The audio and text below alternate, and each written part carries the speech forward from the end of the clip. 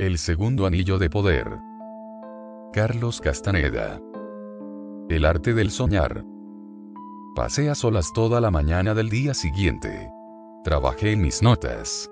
Por la tarde ayudé a la gorda y a las hermanitas, con mi coche, a transportar los muebles de la casa de doña Soledad a la suya. Al atardecer, la gorda y yo nos sentamos en la zona destinada a comedor, a solas. Estuvimos un rato en silencio. Me encontraba muy cansado. La gorda rompió el silencio para decir que todos habían estado demasiado satisfechos de sí mismos desde la partida del Nahual y de Genaro. Se habían dedicado exclusivamente a sus tareas particulares. Me hizo saber que el Nahual le había recomendado ser un guerrero vehemente y seguir cualquiera de los caminos que su destino le trazara. Si Soledad hubiese robado mi poder, la gorda debía huir y tratar de salvar a las hermanitas, uniéndose a Benigno y a Néstor, los únicos dos Genaros que habrían sobrevivido. Si las hermanitas me hubiesen asesinado, su deber consistía en sumarse a los Genaros. Las hermanitas ya no necesitarían de ella. Si yo no hubiese sobrevivido al ataque de los aliados, tendría que haberse alejado de la zona y vivir a solas. Me comentó, con los ojos brillantes, que había estado convencida de que ninguno de los dos iba a salvar la vida, y que esa era la razón por la cual se había despedido de las hermanas, la casa y las colinas. El Nahual me dijo que en caso de que sobreviviéramos al enfrentamiento con los aliados, prosiguió, debía hacer cualquier cosa por ti, porque ese era mi camino como guerrero. Fue por eso que intervine anoche ante lo que Benigno te estaba haciendo. Estaba apretándote el pecho con los ojos. Ese es su arte como acechador. Tú viste la mano de Pablito ayer. Eso también forma parte del mismo arte. ¿En qué consiste ese arte, gorda? El arte del acechador. Era la actividad predilecta del Nahual, y los Genaros son sus verdaderos hijos en ese sentido. Nosotros, por otra parte, somos soñadores. Tu doble está en el soñar. Lo que me refería era enteramente nuevo para mí. Deseaba que aclarara sus afirmaciones. Me detuve un momento para leer lo que tenía escrito y escoger la pregunta más adecuada. Le comuniqué que lo que más me interesaba averiguar era lo que ella sabía de mi doble, y en segundo término, me preocupaba el arte del acecho. El Nahual me dijo que tu doble era algo que requería muchísimo desgaste de poder para manifestarse, explicó. Él suponía que tu energía alcanzaba para hacerlo surgir 2 veces. Fue por eso que preparó a Soledad y a las hermanitas para matarte o para ayudarte. La gorda afirmó que yo había tenido más energía de lo que el Nahual creía, y que mi doble había salido 3 veces. Aparentemente, el ataque de Rosa no había sido acción irreflexiva. Por el contrario, había calculado con inteligencia que, si me hería, mis posibilidades de defensa serían nulas. La misma treta de doña Soledad en relación con su perro. Le había dado a Rosa una oportunidad de golpearme al gritarle, pero su tentativa de lastimarme había fracasado. En cambio, mi doble había salido para dañarla a ella. La gorda aseveró que Lidia le había dicho que Rosa no quería despertar en el momento en que debimos huir de la casa de Soledad y por eso le había estrujado la mano lesionada. Rosa no sintió ningún dolor y comprendió instantáneamente que la había curado, lo cual significaba para ellas que mi poder se encontraba mermado. La gorda sostuvo que las hermanitas eran muy inteligentes y tenían proyectado disminuir mi poder. A ese efecto habían insistido en que curase a Soledad. Tan pronto como Rosa comprendió que también la había curado a ella, pensó que mi debilidad superaba los límites de lo tolerable para mí. Todo lo que debían hacer era esperar a Josefina para acabar conmigo. Las hermanitas ignoraban que al sanar a Rosa y a Soledad lo que habías hecho era recuperar energía, dijo la gorda, riendo como si se tratara de una broma. Esa es la razón por la cual tu energía te sirvió para hacer surgir a tu doble por tercera vez en cuanto ellas intentaron arrancarte la luminosidad. Le narré mi visión de doña Soledad acurrucada contra la pared de su habitación, comentándole el modo en que había unido mi imagen al sentido táctil y terminado por arrancar una sustancia viscosa de su frente. Eso era, verdaderamente, ver, acotó la gorda. Viste a Soledad en su cuarto, a pesar de que ella estaba en la casa de Genaro conmigo y viste tu nahual en su frente. Llegados a ese punto, me sentí obligado a relatarle los detalles de mi experiencia, en especial en todo lo relativo al modo en que me había hecho cargo de que estaba curando a doña Soledad y a Rosa mediante el contacto con su sustancia viscosa, que intuía como parte de mí mismo. Ver aquello sobre la mano de Rosa era también ver en verdad, dijo. Y tú tenías toda la razón. La sustancia era tú mismo. Salió del cuerpo. Era tu nahual. Al tomar contacto con él, lo recobraste. La gorda me dijo entonces, como si me estuviese revelando un misterio, que el nahual le había ordenado no comunicar el hecho de que, puesto que todos poseíamos una luminosidad semejante, el contacto de mi nahual con cualquiera de ellos no me debilitaría, como hubiera sucedido en el caso de un hombre corriente. Si tu nahual nos toca, comentó, dándome una palmadita cariñosa en la frente, tu luminosidad permanece en la superficie. Puedes recuperarla sin que nada se pierda. Le hice saber que me resultaba imposible creer el contenido de su explicación. Se encogió de hombros, como para comunicarme que eso no era de su interés. Le pregunté entonces por el uso de la palabra nahual. Mencioné el hecho de que don Juan me había expuesto que el nahual era el principio indescriptible, la fuente de todo. Claro, dijo sonriendo. Sé lo que quería decir. El nahual se halla en todo. Le señalé, en un tono un tanto despectivo, que también se podía aseverar lo contrario. Que el tonal está en todo. Me explicó detalladamente que no existía oposición alguna y que mi declaración era correcta. Que el tonal también se encuentra en todo. Que el tonal es susceptible de ser fácilmente aprendido por nuestros sentidos, en tanto el nahual solo puede ser captado por el ojo del brujo. Agregó que nos podíamos tropezar con las más extravagantes visiones del tonal, y asustarnos o aterrorizarnos ante ellas, o serles indiferentes, puesto que eran accesibles a todos. Una visión del nahual, por otro lado, requería de los sentidos especializados de un brujo para ser contemplada por entero. Y, sin embargo, tanto el tonal como el nahual estaban presentes en todo siempre. Por tanto, correspondía a un brujo decir que mirar consistía en contemplar el tonal presente en todas las cosas, mientras que ver suponía, por su parte, el percibir el nahual, también presente en todas las cosas. Según ello, si un guerrero contemplaba el mundo como ser humano, estaba mirando. Pero si lo hacía como brujo, estaba viendo, y lo que veía debía llamarse con propiedad nahual. Reiteró luego las razones, que ya Néstor me había dado poco antes, por las cuales se llamaba don Juan el nahual, y me confirmó que yo también era el nahual debido a la forma que había surgido de mi cabeza. Quise averiguar por qué habían denominado doble a la forma surgida de mi cabeza. Me dijo que habían creído compartir conmigo un chiste que solían hacer. Ellas siempre habían llamado doble a la forma, fundándose en que su tamaño doblaba el de la persona que la poseía. Néstor me dijo que no era demasiado conveniente disponer de esa forma, dije. No es bueno ni malo, replicó. La tienes y eso te lleva a ser el nahual. Eso es todo. Uno de nosotros debe ser el nahual, y te ha correspondido a ti. Podía haber sido Pablito, o yo, o cualquier otro. Explícame ahora en qué consiste el arte del acecho. El nahual era un acechador, comenzó, con los ojos clavados en mí. Ya debes saberlo. Él te enseñó a acechar desde el comienzo. Se me ocurrió que se refería a lo que don Juan denominaba la caza. Era cierto que me había enseñado a ser cazador. Le comenté que me había indicado cómo cazar y tender trampas. El empleo del término acecho, no obstante, era más apropiado. Un cazador se limita a cazar, dijo. Un acechador lo acecha todo, inclusive a sí mismo. ¿Cómo lo hace? Un acechador impecable lo convierte todo en presa.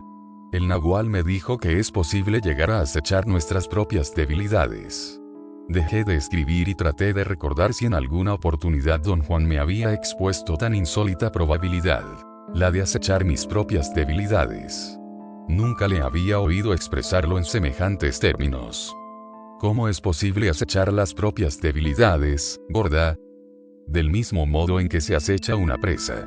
Descifras tus costumbres hasta conocer todas las consecuencias de tu debilidad y te abalanzas sobre ellas y las coges como a conejos en una jaula. Don Juan me había enseñado lo mismo acerca de los hábitos, pero más como un principio general del cual los cazadores deben ser conscientes. En cambio, la gorda lo comprendía y aplicaba en una forma más pragmática que la mía. Había afirmado que todo hábito era, en esencia, un hacer. Y un hacer requería todas sus partes para funcionar. Si una de ellas faltaba, el hacer resultaba imposible. Para él, cualquier serie coherente y significativa de acciones era un hacer. Dicho en otros términos, una costumbre requería, para constituir una actividad vital, todas sus acciones componentes. La gorda narró entonces el acecho que ella misma había realizado a su costumbre de comer en exceso. El nahual le había sugerido comenzar el ataque a la parte más importante de tal hábito, relacionado con su trabajo de lavandera, pues ingería todo aquello que le ofrecían los clientes al hacer su recorrido, casa por casa, recogiendo la ropa sucia. Confiaba en que el nahual le dijese qué hacer. Pero él se limitó a reír y hacerle burla, afirmando que tan pronto como él le propusiera hacer algo, ella se esforzaría por no hacerlo. Insistió en que así eran los seres humanos. Les encanta que se les diga lo que deben hacer, pero les gusta mucho más resistirse a hacerlo, de modo que llegan a aborrecer a quien los ha aconsejado. Tardó años en dar con una manera de acechar su debilidad. Cierto día, no obstante, se sintió tan harta y asqueada de verse gorda que se negó a comer durante 23 días. Tal fue la acción inicial conducente a romper con su fijación. Luego se le ocurrió la idea de llenarse la boca con una esponja para que sus clientes creyeran que tenía una muela infectada y no podía comer. El subterfugio resultó, no solo con los clientes, que dejaron de darle comida, sino también con ella misma, por cuanto el mordisquear la esponja le proporcionaba la impresión de comer. La gorda no podía dejar de reír al contarme cómo, para quitarse la costumbre de comer en exceso, había pasado años con una esponja metida en la boca. ¿Fue eso todo lo que necesitaste para dejarlo? Pregunté. No. También tuve que aprender a comer como un guerrero. ¿Y cómo come un guerrero? Un guerrero come en silencio, y lentamente, y muy poco cada vez. Yo solía hablar mientras comía, y comía muy rápido, y devoraba montones y montones de alimentos en una sentada. El nahual me explicó que un guerrero ingería 4 bocados seguidos. Recién pasado un rato tragaba otros 4, y así. Por otra parte, un guerrero camina kilómetros y kilómetros cada día. Mi afición a comer me impedía caminar. Acabé con ella ingiriendo 4 bocados por hora y andando. A veces lo hacía durante todo el día y toda la noche. Así me deshice de la gordura de mis nalgas. Se echó a reír al recordar el mote que le había puesto don Juan. Pero acechar las propias debilidades no implica estrictamente el deshacerse de ellas, dijo. Puedes estar acechándolas desde ahora hasta el día del juicio final sin que nada varíe un ápice. Por eso el nahual se negaba a precisar lo que se debía hacer. En realidad, lo que un guerrero necesita para ser un acechador impecable es tener un propósito. La gorda me contó cómo, antes de conocer al nahual, vivía de día en día sin aspirar a nada. No tenía esperanzas, ni sueños, ni deseo de cosa alguna. La oportunidad de comer, en cambio, estaba siempre a su alcance. Por alguna razón misteriosa que le era imposible desentrañar, siempre, en todos y cada uno de los momentos de su existencia, había dispuesto de buena cantidad de alimentos. Tantos, a decir verdad, que llegó a pesar 120 kilos. Comer era la única alegría de mi vida, comentó. Además, nunca me veía gorda. Me creía más bien bonita y pensaba que la gente gustaba de mí tal como era. Todo el mundo decía que mi aspecto era saludable. El nahual me dijo algo muy extraño. Afirmó que yo poseía un enorme poder personal y, debido a ello, siempre me las había arreglado para que los amigos me proveyeran de comida mientras mi propia familia pasaba hambre. Todos disponemos de poder personal para algo. En mi caso, el problema radicaba en desviar ese poder, dedicado a la obtención de alimentos, de modo de emplearlo para mi propósito de guerrero. ¿Y cuál es ese propósito, gorda? Pregunté, no muy en serio. Entrar en el otro mundo, replicó con una sonrisa, a la vez que fingía golpearme la coronilla con los nudillos, tal como solía hacer don Juan cuando creía que yo solo estaba satisfaciendo mis deseos. La luz ya no permitía escribir. La pedí que fuese a buscar una lámpara, pero adujo que se hallaba demasiado cansada y tenía que dormir un poco antes de que llegasen las hermanitas. Fuimos a la habitación de delante. Me tendió una manta, se envolvió en otra y se durmió instantáneamente. Yo me senté con la espalda apoyada en la pared. La base de ladrillos de la cama resultaba dura a pesar de los 4 colchones de paja. Era más cómodo estar echado. En el momento en que lo hice, me dormí. Desperté súbitamente, con una sed insoportable. Deseaba ir a la cocina a buscar agua, pero no lograba orientarme en la oscuridad. Percibía a la gorda, cubierta por su manta, cerca de mí. La sacudí 2 o 3 veces, para pedirle que me ayudase a conseguir agua. Gruñó algunas palabras ininteligibles. A juzgar por las apariencias, se encontraba tan profundamente dormida que se resistía a despertar. Volví a agitarla y despertó de pronto. Pero no era la gorda. Fuese quien fuese la persona a la que había importunado, me aulló con una voz masculina, bronca, que callara. Había un hombre en lugar de la gorda. El miedo hizo presa en mí en forma instantánea e incontrolable. Salté del lecho y me precipité hacia la puerta delantera. Pero mi sentido de la orientación falló y terminé en la cocina. Cogí una lámpara y la encendí tan pronto como me fue posible. La gorda llegó en ese momento, procedente del cobertizo exterior, y me preguntó qué sucedía. Le conté nerviosamente los hechos. También ella se mostró un tanto sorprendida. Tenía la boca abierta y sus ojos habían perdido el brillo habitual.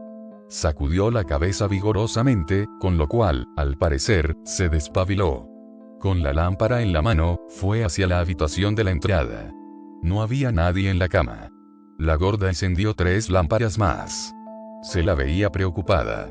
Me ordenó quedarme en donde estaba y abrió la puerta de la habitación de las hermanas. Advertí que en el interior había luz. Cerró y me dijo en un tono que no admitía réplica que no me inquietase, que no era nada y que iba a hacer algo de comer. Con la rapidez y eficiencia de un cocinero de restaurante a la carta, preparó algunos alimentos. También me sirvió una bebida caliente a base de chocolate y harina de maíz. Nos sentamos el uno frente al otro y comimos en absoluto silencio. La noche era fría. Todo hacía pensar que iba a llover. Las 3 lámparas de petróleo que ella había llevado al lugar de la cena arrojaban una luz amarillenta y tranquilizadora. Cogió algunas tablas que se hallaban apiladas contra el muro, y las colocó verticalmente, insertándolas en una profunda acanaladura practicada en el madero de sostén del techo. Había en el piso una larga hendedura paralela a la viga, que contribuía a mantener los tablones en su sitio. De todo lo cual resultaba una pared portátil que cerraba el espacio destinado a comedor. ¿Quién había en la cama?, pregunté. En la cama, a tu lado, estaba Josefina. ¿Quién iba a ser?, replicó como saboreando las palabras, y luego se echó a reír. Es maestra en bromas así. Por un momento pensé que podía tratarse de otra cosa, pero enseguida percibí el olor que desprende su cuerpo cuando hace de las suyas. ¿Qué pretendía? ¿Matarme de un susto? Quise saber. Ya sabes que no eres exactamente su preferido, respondió. No les agrada verse apartadas del sendero que conocen. Detestan que Soledad se vaya. No quieren comprender que todos nos estamos yendo de aquí. Parece que nos ha llegado la hora. Hoy lo supe. Al salir de la casa me di cuenta de que esas estériles colinas me estaban cansando. Nunca había experimentado nada semejante. ¿Dónde van a ir? Aún no lo sé. Tengo la impresión de que depende de ti. De tu poder. De mí. ¿En qué sentido, gorda? Déjame explicártelo. El día anterior al de tu llegada, las hermanitas y yo fuimos a la ciudad. Quería dar contigo allí porque había tenido una visión muy extraña en mi soñar. En ella, me encontraba en la ciudad contigo. Te veía con la misma claridad con que lo hago en este momento. Tú ignorabas quién era yo, pero me hablabas. Yo no alcanzaba a oír tus palabras. Regresé a la misma visión por 3 veces, pero en mi soñar no había fuerza bastante para permitirme captar lo que me decías. Supuse que lo que se buscaba darme a entender con todo ello era que debía ir a la ciudad y confiar en mi poder para hallarte en ella. Estaba segura de que estabas en camino. ¿Sabían las hermanitas por qué las llevabas a la ciudad?, pregunté. No les dije nada, respondió. Me limité a llevarlas. Anduvimos por las calles durante toda la mañana. Sus declaraciones me llevaron a un estado de ánimo singular. Espasmos nerviosos recorrieron mi cuerpo. Tuve que ponerme de pie y andar un poco. Volví a sentarme y le hice saber que había estado en la ciudad aquel mismo día y que había caminado durante toda la tarde por la plaza del mercado buscando a don Juan. Se me quedó mirando con la boca abierta. Debimos cruzarnos, dijo con un suspiro. Nosotras estuvimos en el mercado y en la plaza. Pasamos la mayor parte de la tarde sentadas en la escalinata de la iglesia para no llamar la atención. El hotel en que me había alojado era un edificio prácticamente contiguo al de la iglesia. Recordé que había pasado un rato observando a la gente que se encontraba en las escalinatas. Algo me llevaba a examinarlas. Unía la impresión absurda de que don Juan y don Genaro se hallaban allí, mezclados con aquellas personas, haciéndose pasar por mendigos para darme una sorpresa. ¿Cuándo abandonaron la ciudad?, inquirí. Alrededor de las 5, marchamos hacia el lugar que tiene el Nagual en las montañas, respondió. También había tenido la certeza de que don Juan había partido al caer el día. Los sentimientos experimentados durante aquella búsqueda de don Juan se me aclaraban por completo. Debía revisar mis ideas sobre esa jornada a la luz de sus palabras. Ya me había explicado la certidumbre de que don Juan estaba en las calles de la ciudad como una expectación irracional de mi parte, consecuencia de mi costumbre de hallarle allí en otros tiempos. Ello me había librado de toda preocupación al respecto. Pero la gorda había estado en la ciudad, tratando de dar conmigo, y se trataba del ser más próximo a don Juan en cuanto a temperamento. Lo que había percibido era su presencia. Su narración no hacía más que confirmar algo que mi cuerpo sabía más allá de toda duda. Advertí una agitación nerviosa en su cuerpo, mientras le refería mi disposición de ánimo de aquel día. ¿Qué hubiese ocurrido en el caso de que dieras conmigo?, pregunté. Todo habría cambiado, replicó. Localizarte habría significado para mí que contaba con el poder necesario para seguir adelante. Ese es el motivo por el cual me hice acompañar por las hermanitas. Tú, yo y ellas, juntos, habríamos partido ese día. ¿Hacia dónde, gorda? ¿Quién sabe? Si mi poder hubiese bastado para encontrarte, también habría bastado para saberlo. Ahora te toca a ti. Quizás tengas el poder necesario para determinar a dónde debemos ir. ¿Me entiendes? Me invadió entonces una profunda tristeza. Se me hizo presente, de modo más agudo que nunca, lo desesperado de mi fragilidad y mi temporalidad humanas. Don Juan había sostenido siempre que lo único que ponía límite a la desesperación era la conciencia de muerte, clave del esquema de las cosas propio de los brujos. Estaba convencido de que la conciencia de muerte podía dotarnos de las fuerzas necesarias para resistir la presión y el dolor de la vida y el temor a lo desconocido. No obstante, nunca había sido capaz de decirme cuál era el modo de hacer pasar a primer plano esa conciencia. Había insistido, cada vez que le interrogaba sobre el particular, en que mi voluntad era el solo factor determinante. En otros términos, debía disponer mi mente para que fuese testigo de tales actos de conciencia. Creía haberlo hecho. Pero, enfrentado a la decisión de la gorda de dar conmigo para marchar juntos, comprendí que si ella lo hubiese logrado aquel día, yo jamás habría regresado a mi hogar, ni vuelto a ver a aquellos a quienes afirmaba querer. No estaba preparado para ello. Me había adaptado a la idea de la muerte, pero no a la de mi propia desaparición por el resto de la existencia en plena lucidez, sin ira ni desilusión, dejando a un lado lo mejor de mis afectos. Me azoraba decir a la gorda que yo no era un guerrero digno de poseer la clase de poder que debía necesitarse para ejecutar un acto de esa naturaleza. Partir para siempre y saber hacia dónde y qué hacer. Somos criaturas humanas, dijo. ¿Quién sabe qué nos espera o qué clase de poder merecemos?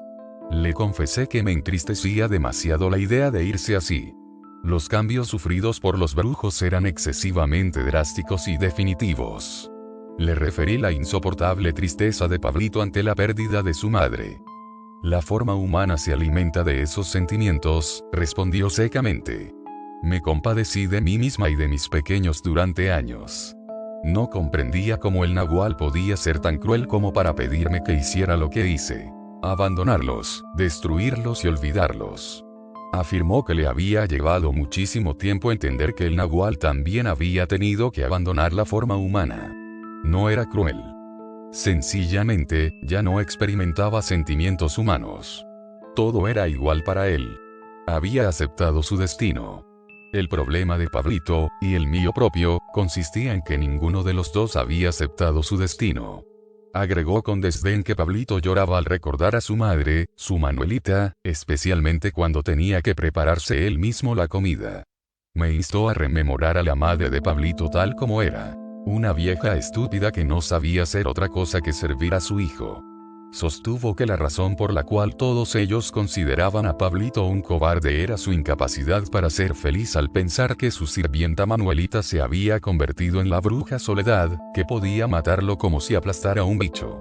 La gorda se puso en pie en actitud dramática y se inclinó sobre la mesa hasta que su frente estuvo a punto de rozar la mía. El nahual decía que la buena suerte de Pablito era extraordinaria, dijo. Madre e hijo luchan por lo mismo. Si no fuera tan cobarde, habría aceptado su destino y enfrentado a Soledad como un guerrero, sin miedo y sin odio. Al final, habría triunfado el mejor, alzándose con todo. Si Soledad hubiera sido la vencedora, Pablito habría debido sentirse feliz y desear su bien. Pero solo un auténtico guerrero puede sentir ese tipo de felicidad. ¿Y qué siente doña Soledad al respecto? No se abandona a sus sentimientos, replicó la gorda, sentándose nuevamente. Ha aceptado su destino con más prontitud que cualquiera de nosotros. Antes de recibir la ayuda del nahual, se encontraba peor que yo. Yo, al menos, era joven. Ella era una vaca vieja, gorda y cansada, que solo pedía morir. Ahora la muerte tendrá que dar batalla para llevársela. El elemento temporal era un factor confuso para mí en relación con la transformación de doña Soledad. Expliqué a la gorda que no hacía más de 2 años que la había visto y seguía siendo la misma anciana que conocía desde un principio. La gorda me aclaró entonces que la última vez que yo había estado en casa de Soledad, convencido de que aún era la madre de Pablito, el nahual los había instado a actuar como si nada hubiese ocurrido. Doña Soledad me saludó, como siempre desde la cocina, pero en realidad no llegué a verla. Lidia, Rosa, Pablito y Néstor representaron sus papeles a la perfección para evitar que me diese cuenta de cuáles eran sus verdaderas actividades. ¿Por qué el nahual se dio todo ese trabajo, gorda? Te protegía de algo que aún no estaba claro. Te apartaba de nosotros de una manera deliberada. Tanto él como Genaro me ordenaron no mostrar mi rostro mientras estuvieses cerca. ¿Le dieron la misma orden a Josefina? Sí. Ella está loca y no puede contenerse. Pretendía hacerte una broma. Solía seguirte sin que tú te enterases. Una noche en que el nahual te llevó a las montañas estuvo a punto de empujarte a un barranco. El nahual la descubrió en el momento crítico. No hace esas cosas por maldad, sino porque le divierte ser así. Esa es su forma humana.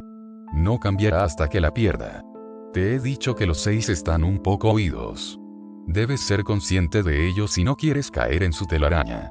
Si te atrapan, no los culpes. No pueden evitarlo. Guardó silencio por un rato. Capté un signo casi imperceptible de alteración en su cuerpo. Su mirada pareció desenfocarse y su mandíbula cayó como si los músculos de sostén hubiesen cedido.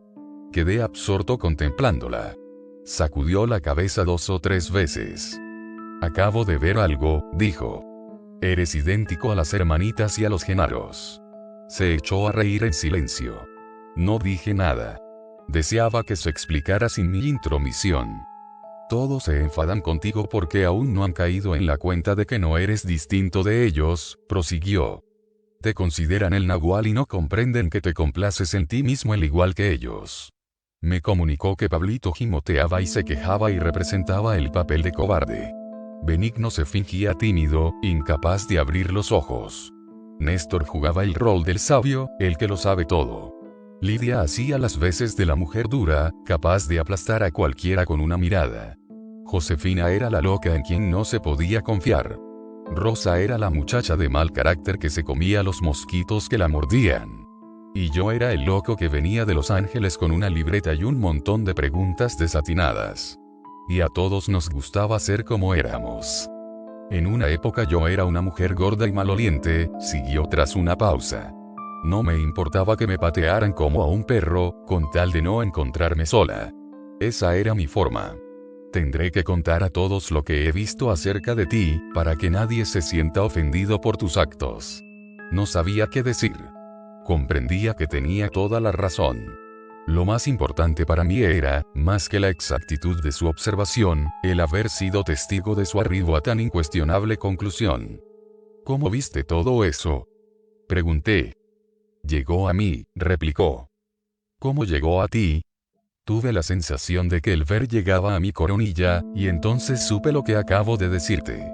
Insistí en que me describiera detalladamente la sensación del ver a la cual acababa de aludir. Accedió a ello tras un momento de vacilación y pasó a definir una impresión similar a aquella de cosquilleo de la que yo había sido tan consciente en el curso de mis enfrentamientos con Doña Soledad y las hermanitas.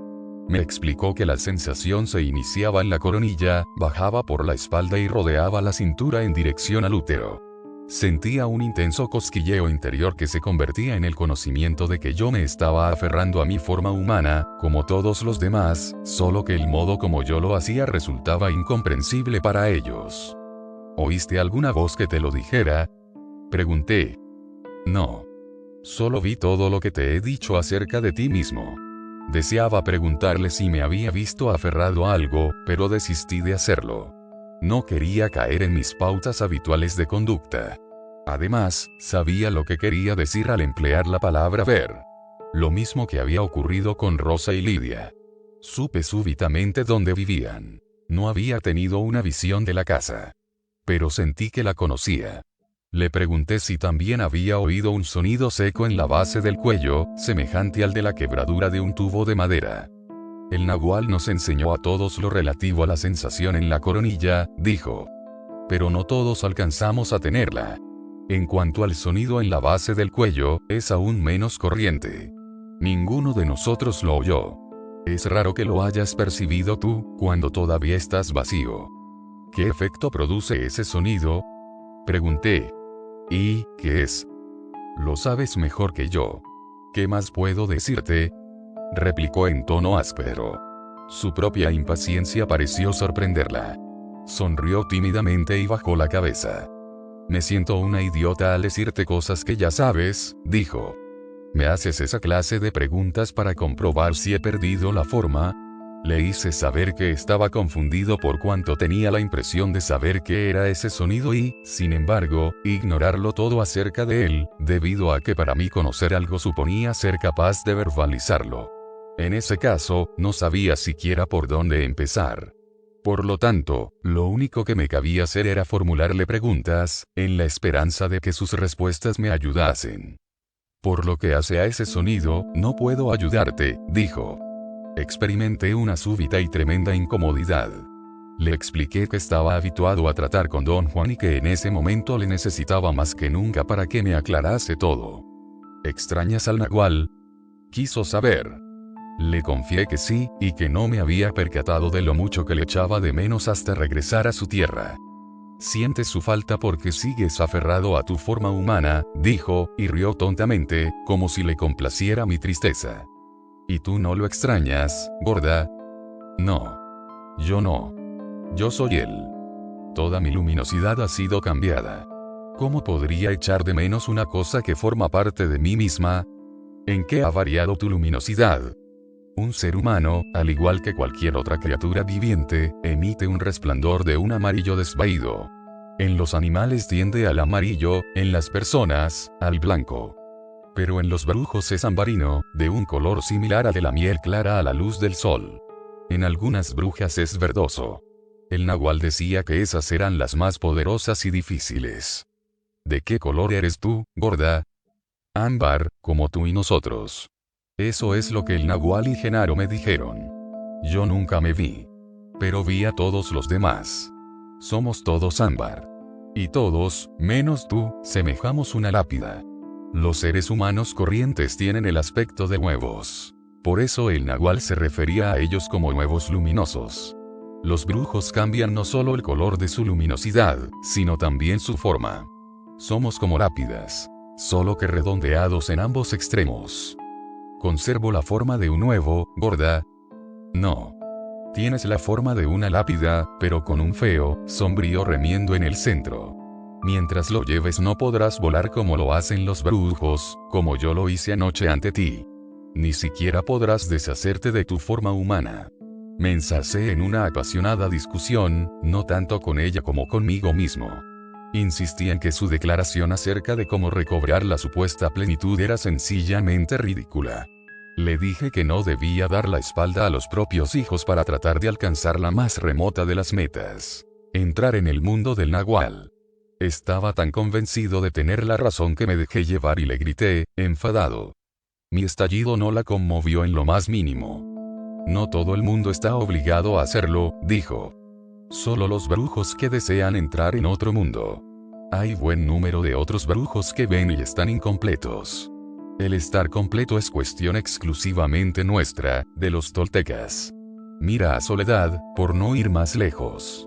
Es la mejor bruja que puedas encontrar y está incompleta. Vivo 2 hijos. Uno de ellos fue niña. Afortunadamente para Soledad, su hija murió. El Nahual decía que la fuerza del espíritu de la persona que muere regresa a sus dadores, refiriéndose con ello a los padres. Si los dadores ya no viven y el individuo tiene hijos, la fuerza va a parar a manos de aquel de entre ellos que esté completo. Si todos ellos están completos, la fuerza corresponderá a quien tenga poder, que no necesariamente es el mejor ni el más diligente. Te diré a guisa de ejemplo que Josefina, al morir su madre recibió su fuerza, a pesar de ser la más loca de todas. Debería haber ido a parar a su hermano, un hombre trabajador y responsable, pero Josefina tiene más poder que él. La hija de Soledad murió sin descendencia, lo cual le permitió a la madre cerrar parcialmente su agujero. La única posibilidad que tiene de acabar de taparlo reside en la muerte de Pablito. Y de igual forma, la única esperanza que tiene Pablito de tapar su propio agujero depende de la muerte de Soledad. Le espeté, en términos muy violentos, que sus palabras me parecían repugnantes y horribles. Me dio la razón. Aseveró que en una época ella misma había considerado la posición de los brujos como la cosa más fea posible. Me miraba con ojos fulgurantes. Había algo malévolo en su sonrisa. El Nahual me dijo que tú lo entendías todo, pero te negabas a hacer nada al respecto, afirmó en voz muy queda. Volví a lanzarme a la discusión. Le hice saber que lo que el Nahual le hubiese dicho de mí nada tenía que ver con el asco que experimentaba frente al tema que estábamos tocando. Le expliqué que amaba a los niños y sentía el más profundo respeto por ellos, así como también una gran simpatía por su desamparo en el espantoso mundo que les rodeaba. No concebía la posibilidad de hacer daño a un pequeño, por razón alguna. El Nahual no estableció las reglas, dijo. Las reglas fueron establecidas en alguna parte, allí fuera. No por un hombre. Me defendí arguyendo que no estaba enfadado con ella ni con el Nahual, sino que hablaba en abstracto, puesto que no alcanzaba a percibir la importancia de todo aquello. La importancia viene dada por el hecho de que necesitamos de toda nuestra fuerza. Hemos de estar completos para entrar en ese otro mundo, respondió. Yo era una mujer religiosa. Puedo decirte lo que solía repetir sin conocer el significado de las palabras. Deseaba que mi alma entrase en el reino de los cielos. Es lo que sigo buscando, aunque ahora lo haga por un camino diferente. El mundo del Nahual es el reino de los cielos. Protesté por principio ante la connotación religiosa que pretendía atribuir a la cuestión. Don Juan me había acostumbrado a no explayarme nunca sobre el tema. Con mucha serenidad me expuso que ella no veía diferencia alguna en cuanto al tipo de vida, entre nosotros y los verdaderos sacerdotes. Destacó que no solo los auténticos sacerdotes eran completos por norma, sino que ni siquiera se debilitaban con actos sexuales. El Nahual decía que esa es la razón por la cual nunca serían exterminados, no importa quién trate de hacerlo, dijo. Sus seguidores siempre están vacíos. Carecen del vigor de los pastores. Me gustó que el Nahual dijera eso. Siempre le tuve cariño. Nosotros somos como ellos. Hemos dejado el mundo y, sin embargo, nos mantenemos en medio de él. Los sacerdotes serían grandes brujos voladores si alguien les dijera que pueden serlo. Recordé la admiración de mi padre y abuelo hacia la Revolución Mexicana. Lo que más les entusiasmaba de ella era el intento por exterminar a clero. Ese entusiasmo, transmitido de padres a hijos, llegó hasta mí. Todos coincidíamos de alguna manera en ello. Tales convicciones formaban parte de las primeras cosas que don Juan había desterrado de mi personalidad.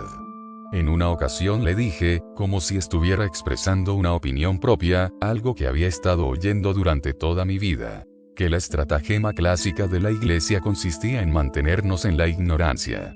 Don Juan se puso muy serio. Parecía que mis palabras habían tocado una fibra muy profunda dentro de él. Pensé inmediatamente en los siglos que había durado la explotación de los indios. Esos sucios bastardos, dijo don Juan, me han mantenido en la ignorancia, y a ti también. Capté su ironía de inmediato y ambos reímos. Nunca me había detenido a examinar esa conversación. Yo no pensaba como él, pero tampoco me oponía a su concepción. Le hablé de mi padre y de mi abuelo y de sus puntos de vista frente a la religión, como hombres de talante liberal. No importa lo que nadie diga ni haga, afirmó. Tú debes ser impecable. La lucha se libra en nuestro pecho. Me dio unos ligeros golpes en el pecho.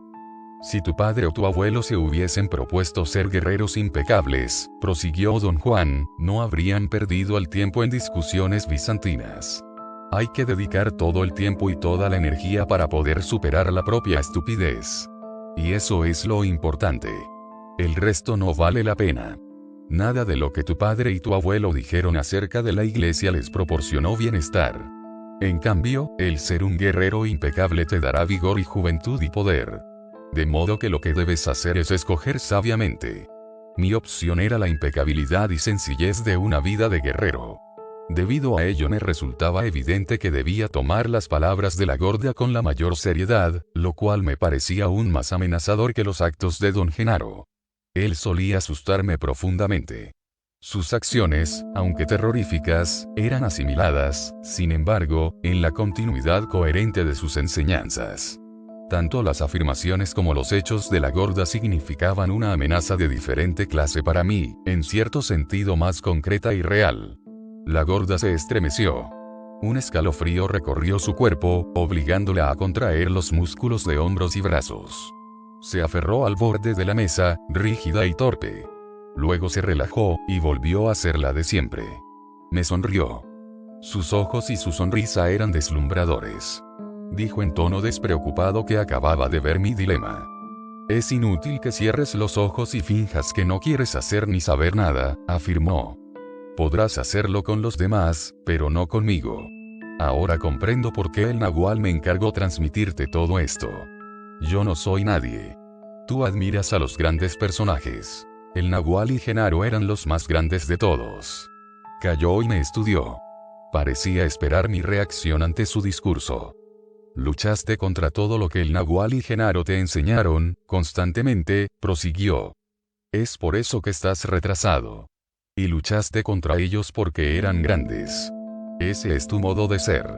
Pero no puedes luchar conmigo porque te es imposible levantar la vista hacia mí. Soy tu par. Formo parte de tu ciclo.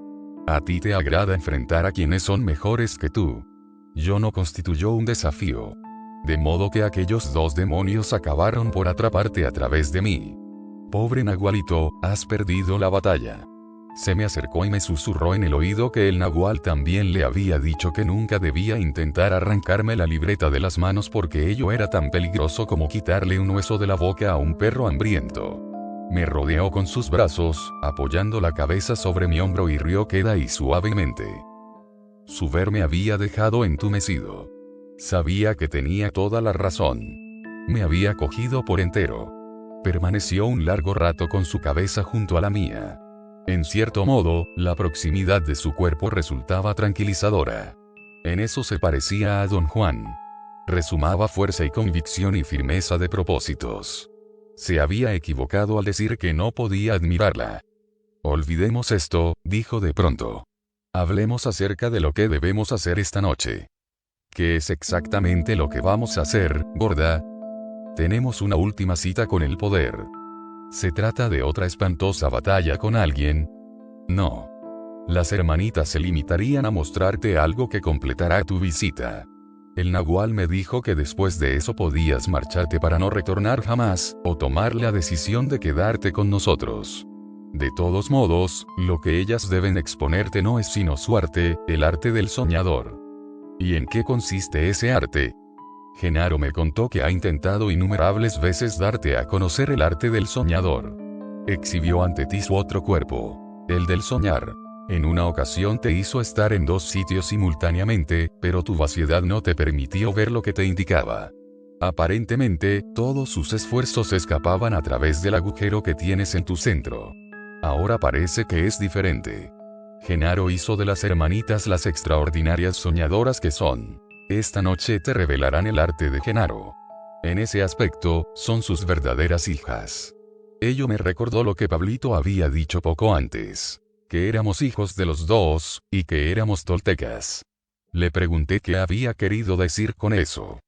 El nahual me dijo que los brujos solían ser llamados toltecas en el lenguaje de su benefactor, respondió.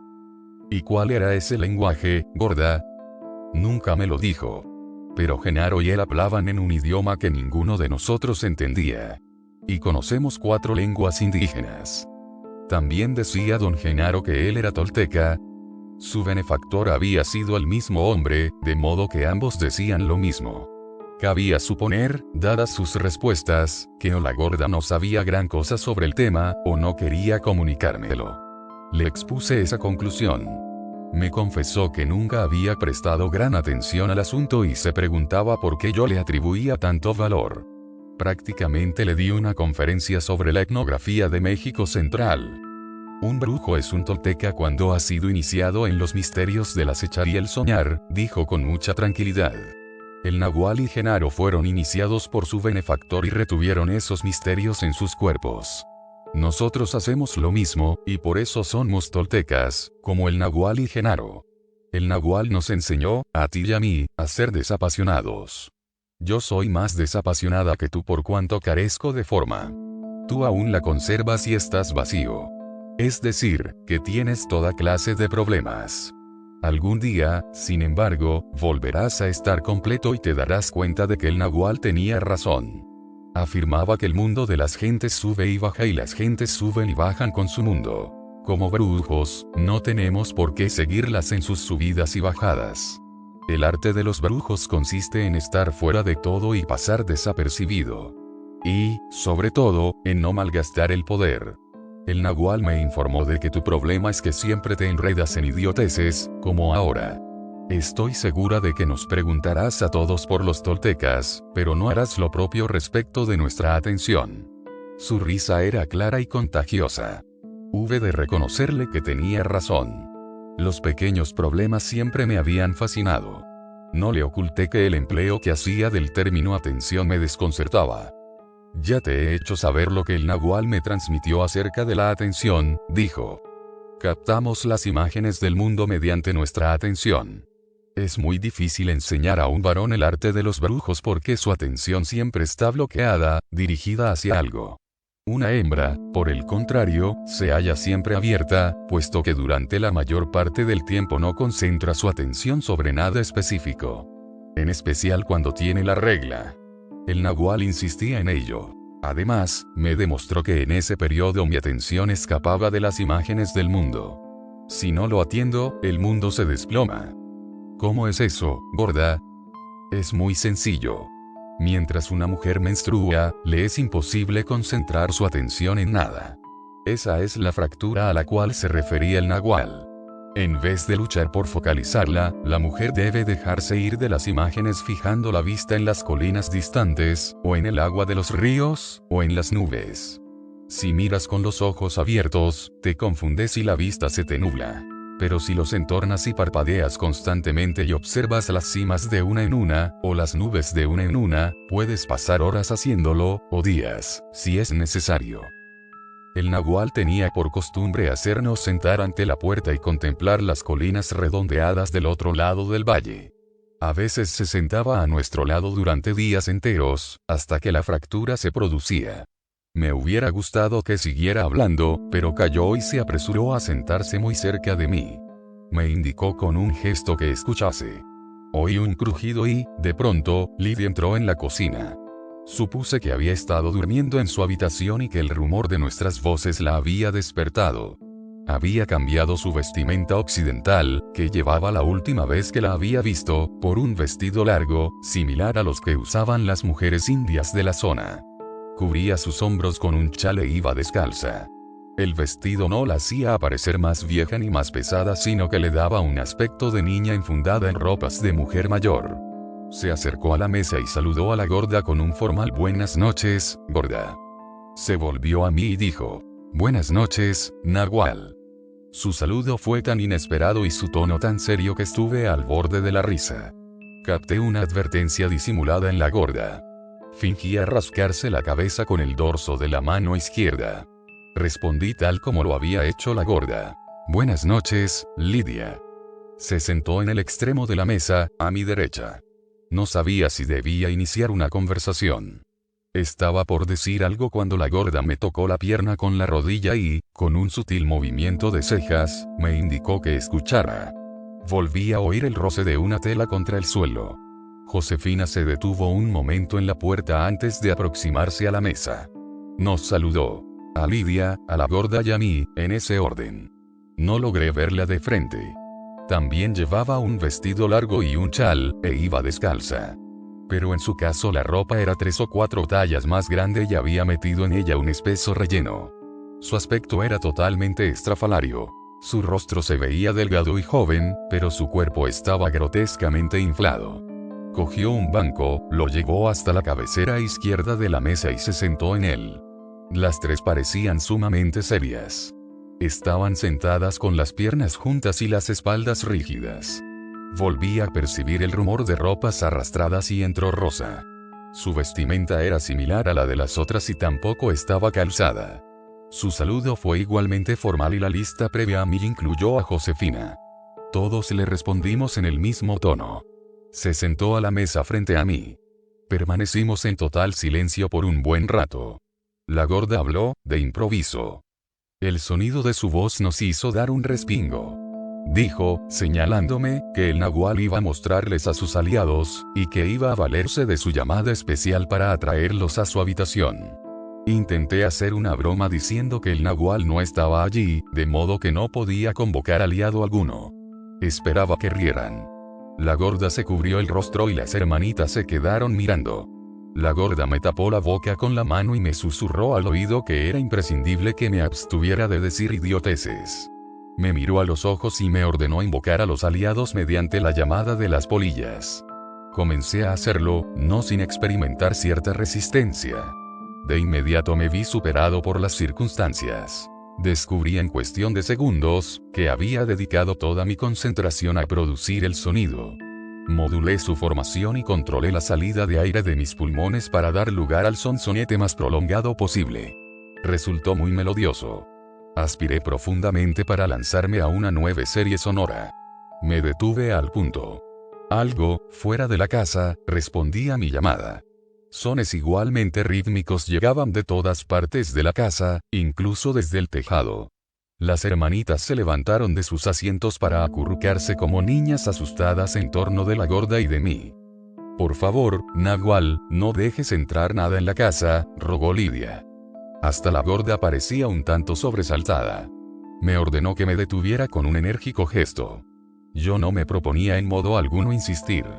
Los aliados, de cualquier manera, fuesen fuerzas informes, o seres que rondaban la casa, no dependían de mi expresión sonora.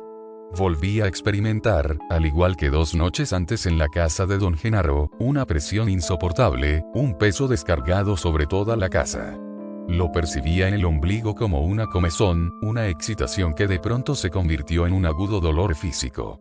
Las 3 hermanitas estaban presas del terror, especialmente Lidia y Josefina. Ambas gemían como perros heridos. Me rodearon y se prendieron de mí. Rosa pasó por debajo de la mesa a gatas. En cierto momento su cabeza asomó por entre mis piernas. La gorda estaba de pie a mis espaldas y conservaba la calma en la medida en que le resultaba posible. Al poco rato la histeria y el miedo de las 3 muchachas adquirieron proporciones incalculables. La gorda se inclinó y murmuró en mi oído que debía producir el sonido opuesto, aquel capaz de dispersarlos. Experimenté durante un instante una suprema incertidumbre. A decir verdad, no conocía ningún otro sonido. Pero en ese momento sentí un ligero cosquilleo en la coronilla, un escalofrío recorrió mi cuerpo y mi memoria recuperó de quién sabe dónde un silbido singular que don Juan solía emitir por las noches y se esforzaba por enseñarme. Me había dicho que era un medio válido tanto para mantener el equilibrio durante la marcha como para no extraviar el camino en la oscuridad. Comencé a silbar y la presión que sentía sobre mi zona umbilical cesó. La gorda sonrió y suspiró aliviada y las hermanitas se apartaron de mí, sofocando risillas como si todo lo sucedido no hubiese pasado de ser una broma. Me hubiera gustado lanzarme a la reflexión espiritualista acerca de la brutal transición del agradable diálogo sostenido con la gorda a esa situación sobrenatural. Consideré por un momento la posibilidad de que todo aquello no fuese más que una treta de las muchachas. Pero estaba demasiado débil. Me sentía al borde del desvanecimiento. Me zumbaban los oídos. La tensión en torno a mi estómago era tan violenta que creí enfermar. Apoyé la cabeza contra el canto de la mesa. No obstante, pasados unos pocos minutos, me encontré en condiciones de sentarme erguido. Las tres muchachas parecían haber olvidado el susto. De hecho, reían y jugaban entre ellas, empujándose unas a otras y rodeándose las caderas con sus chalés. La gorda no se veía nerviosa. Tampoco se la veía relajada. En cierto momento, Rosa fue empujada por las otras dos y cayó del banco en que se hallaban sentadas las tres. Pensé que se iba a enfadar pero, en cambio, rió como una tonta. Miré a la gorda, pidiéndole instrucciones. Estaba sobre su asiento, muy tiesa. Unía los ojos entornados, fijos en Rosa. Las hermanitas reñían estridentemente, como colegialas nerviosas. Lidia empujó a Josefina y la hizo rodar por el banco hasta que cayó al suelo, junto a Rosa. En el instante en que Josefina dio contra el piso, cesaron sus risas. Rosa y Josefina menearon el cuerpo, haciendo un movimiento incomprensible con las nalgas, las sacudían de un lado a otro, como si estuvieran aplastando algo contra el suelo.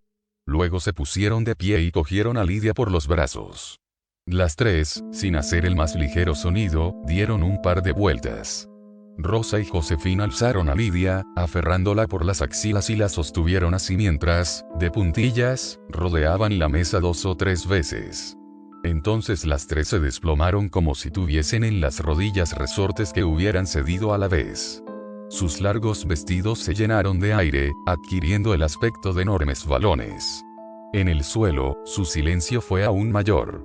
No hubo otro sonido que el suave crujir de sus ropas al arrugarse y arrastrarse. Tuve la impresión de estar viendo un filme tridimensional sin sonido. La gorda, que se había mantenido sentada a mi lado observándolas en silencio, se puso en pie de repente y, con la agilidad de una acróbata, corrió hacia la puerta de su habitación, situada en un rincón del comedor. Antes de llegar a ella, se dejó caer sobre el lado derecho. Ayudándose con el hombro dio una vuelta sobre sí misma, se levantó empujada por el impulso de la rodada y abrió la puerta de golpe.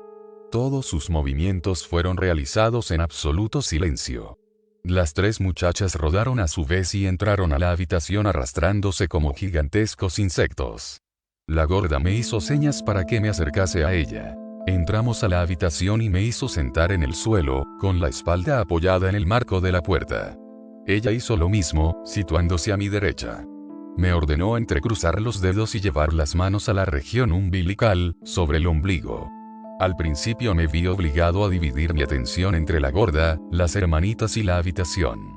Pero una vez que la gorda hubo dispuesto mi posición, fue el lugar lo que atrajo mi curiosidad. Las tres hermanas yacían en el centro de un cuarto amplio, blanco, cuadrado, con piso de ladrillo. Había allí 4 lámparas de petróleo, una en cada pared, colocadas sobre repisas empotradas a unos 2 metros del suelo. No había cielo raso. Las vigas de sostén del techo habían sido oscurecidas y el efecto era el de un lugar enorme, sin cobertura. Las 2 puertas estaban situadas, la una frente a la otra, en rincones opuestos por la diagonal. Al mirar la puerta que tenía delante, advertí que las paredes se correspondían en su orientación con los puntos cardinales. Nos encontrábamos en el ángulo noroeste. Rosa, Lidia y Josefina recorrieron la habitación varias veces, rodando en el sentido opuesto al de las agujas del reloj. Me esforcé por percibir el roce de sus ropas pero el silencio era absoluto. Solo oía la respiración de la gorda. Finalmente, las hermanitas se detuvieron, para sentarse con la espalda contra la pared, cada una bajo una lámpara. Lidia se pegó a la pared este, Rosa al norte y Josefina al oeste. La gorda se puso de pie, cerró la puerta que teníamos detrás y la aseguró con una barra de hierro. Me hizo desplazar unos pocos centímetros, sin variar la posición, hasta que me hube apoyado en la puerta. Entonces, silenciosamente, atravesó la habitación girando y fue a sentarse bajo la lámpara de la pared sur. Su llegada a esa posición parecía indicar el comienzo. Lidia se levantó y echó a andar de puntillas por los lados del cuarto, junto a las paredes. No podía decir exactamente que caminara. Más bien se trataba de un deslizarse silencioso. Según aumentaba la velocidad, más intensa se hacía la impresión de que planeaba. Pisaba en el ángulo formado por los muros y el piso. Saltaba por sobre Rosa, Josefina, la gorda y yo cada vez que nos encontraba en su recorrido. En cada caso sentí el roce de su falda al pasar. Cuanto más corría, más se elevaba, sin despegarse de las paredes. Llegó el momento en que se la vio transitar silenciosamente por los 4 costados de la habitación a más de 1,5 metros del suelo. Su imagen, perpendicular a las paredes, resultaba tan inverosímil que rayaba en lo grotesco. Su largo traje hacía que la escena fuese aún más fantástica. La gravedad parecía no afectar a Lidia, pero sí a su falda, que se arrastraba. Siempre que pasaba por sobre mi cabeza me barría el rostro. Había captado mi atención a un nivel que yo no había sido capaz de imaginar. La tensión producida por la concentración era tan grande que comencé a experimentar convulsiones en el estómago. Era en ese órgano donde parecía desarrollarse su carrera. Tenía la mirada desenfocada. Perdida ya casi por completo mi concentración, vi a Lidia descender diagonalmente por la pared este y detenerse en el centro del recinto. Resollaba, sin aliento, y estaba bañada en sudor, al igual que la gorda tras su exhibición de vuelo. Mantenía el equilibrio a duras penas. Pasado un momento regresó a su sitio junto a la pared este y se desplomó como un trapo húmedo. Supuse que se había desmayado, pero no tardé en advertir que respiraba deliberadamente por la boca. Tras unos minutos de quietud, los necesarios para que Lidia recobrara fuerzas y volviera a sentarse erguida, Rosa se puso de pie y corrió hasta el centro del cuarto, giró sobre sus talones y se lanzó hacia su lugar de partida. La carrera le permitió cobrar el impulso imprescindible para realizar un extraño salto. Brincó como un jugador de baloncesto, siguiendo la vertical del muro y sus manos superaron la altura del mismo, superior a los 3 metros. Vi cómo su cuerpo daba con violencia contra el techo aunque no se produjo el consiguiente sonido de choque. Esperaba ver cómo rebotaba en el suelo con la fuerza del impacto, pero permaneció allí colgada, sujeta a la superficie como un péndulo. Desde donde me hallaba, tuve la impresión visual de que sostenía una suerte de garfio en la mano izquierda. Se balanceó en silencio durante un momento para luego apartarse de golpe de la pared a una distancia aproximada de 1 metro valiéndose de su brazo derecho en el instante en que su oscilación llegaba al punto más alto.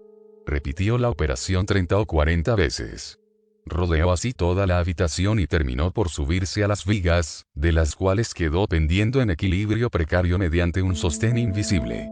Al verla sobre los maderos tomé conciencia de que lo que yo imaginaba como un garfio no era sino cierta cualidad de la mano que le posibilitaba el mantenerse suspendida. Se trataba de la misma mano con la cual me había agredido 2 noches antes. Su exhibición culminó cuando quedó pendiente de las vigas en el centro mismo del cuarto. De pronto se dejó caer desde una altura de unos 5 metros. Su vestido se alzó, cubriéndole el rostro. Por un momento, antes de que tocara tierra sin un solo sonido, semejó un paraguas dado vuelta por la fuerza del viento. Su cuerpo delgado y desnudo era como un bastón agregado a la masa oscura de la ropa. Mi cuerpo acusó el impacto de su caída a plomo, tal vez más que el suyo propio.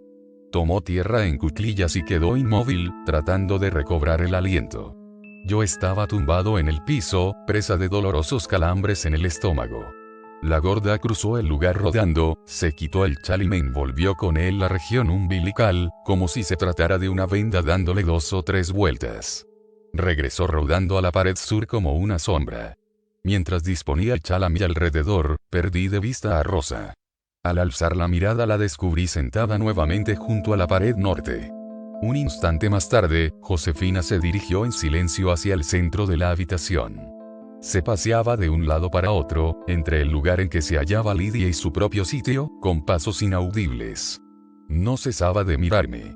Súbitamente, mientras se aproximaba a su puesto, alzó el antebrazo izquierdo, llevándolo al nivel del rostro, como si quisiera evitar verme. Se cubría así parcialmente la cara.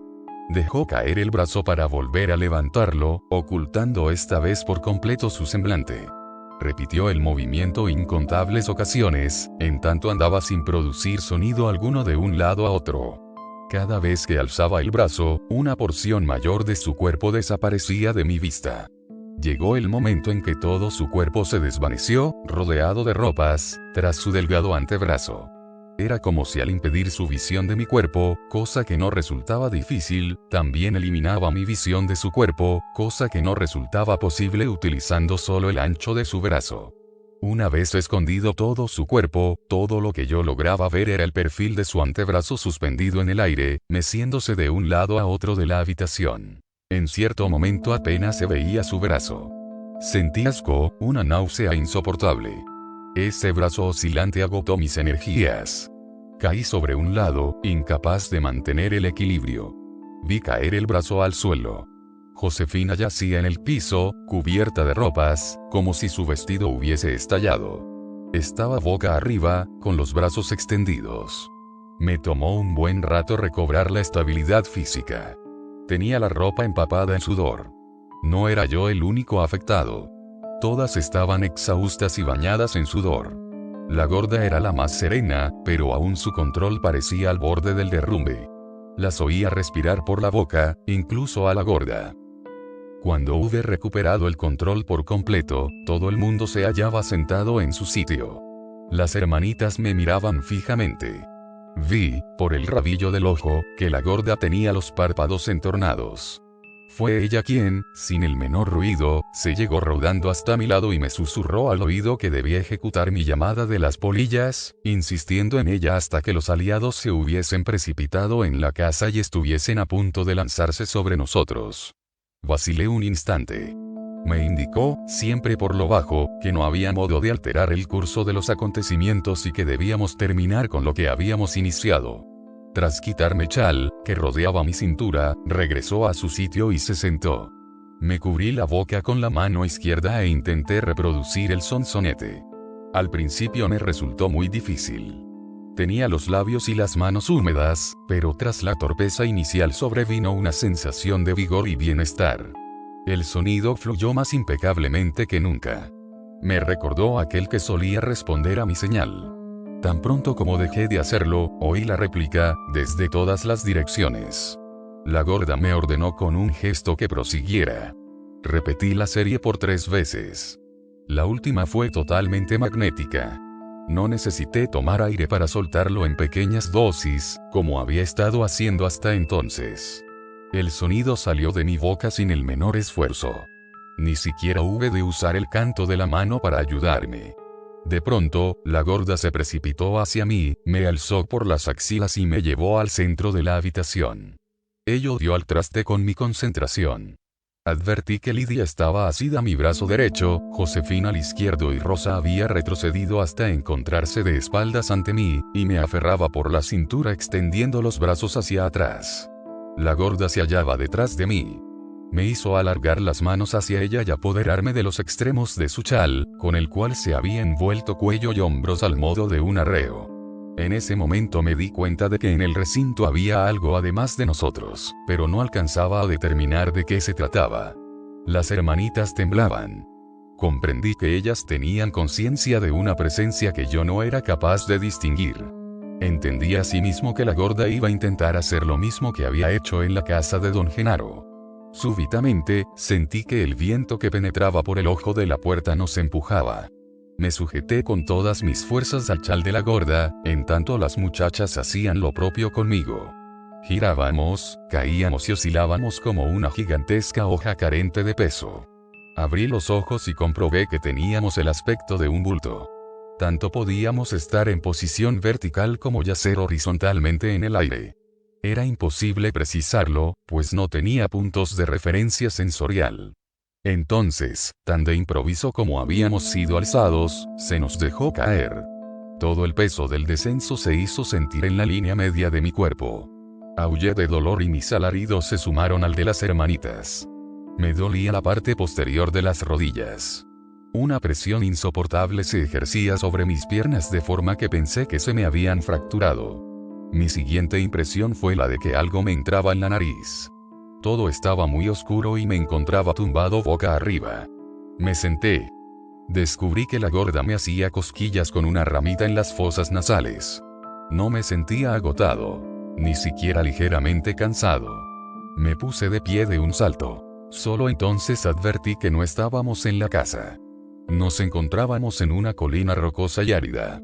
Di un paso y estuve a punto de caer. Había tropezado con un cuerpo.